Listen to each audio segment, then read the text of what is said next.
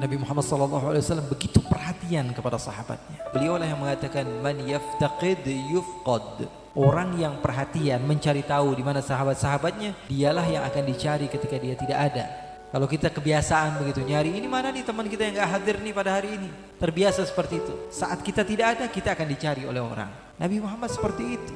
Sehingga ketika Rasulullah SAW intaqala ila rafiqil a'la, semua orang menangis kehilangan. Karena Rasulullah SAW begitu. Di dalam majlis Rasulullah melihat sahabat-sahabatnya. Kemudian Rasulullah SAW berkomentar, mali la aras sabihal wajihan nawir.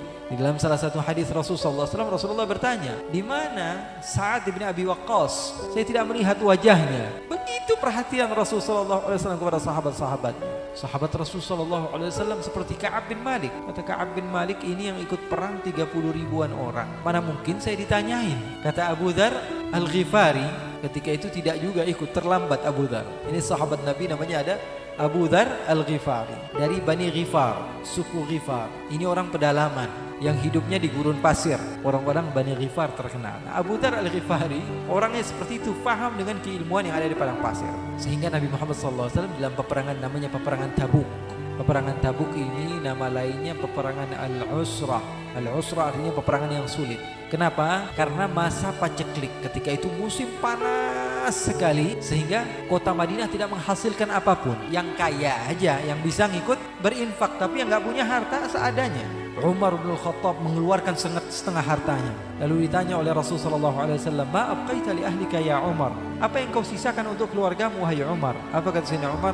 Abqaitu mislahu ya Rasulullah. Saya sisakan di rumah seperti ini ya Rasulullah. Artinya setengah dari hartanya saya keluarkan. Sayyidina Abu Bakar kemudian mengeluarkan hartanya juga. Rasulullah tanya, apa yang kau sisakan untuk keluargamu wahai Abu Bakar? Abqaitu lahumullah wa rasulah. Kalau saya sisakan di rumah Allah dan Rasulnya saja. Artinya semua hartanya dia berikan kepada Allah. Kemudian Uthman bin Affan juga mengeluarkan harta yang banyak. Sampai-sampai Rasulullah katakan apa?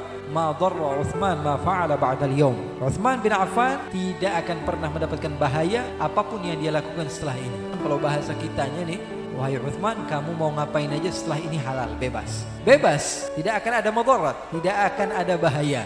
Seperti ketika Allah Subhanahu wa taala mengatakan kepada Rasul, "Inna fatahna laka fatham."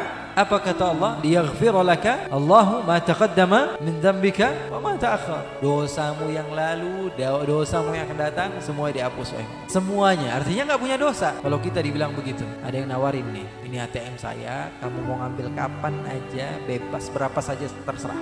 Unlimited ini." Kira-kira dikasih begitu, kita ngambil banyak atau sedikit? Wah enggak lah, saya mata waktu, balikin aja. Atau kita malah, wah mumpung nih, dikasih banyak. Kita ngelihat, wah ini hartanya begitu banyak. Ketika kita diberikan hak untuk mengambil, maka kita akan ambil sebanyak-banyaknya. Artinya kita ini orang mumpungan. Orangnya apa? Orang mumpungan. Ini Allah bilang apa? Gak ada dosa yang lalu dan dosa yang akan datang. Kalau kita dapat hal yang seperti itu, kamu bebas mau ngapa-ngapain aja terserah. Gak ada hukum haram, semuanya halal. Kira-kira ngapain? Semua yang haram kita akan lakukan. Kenapa?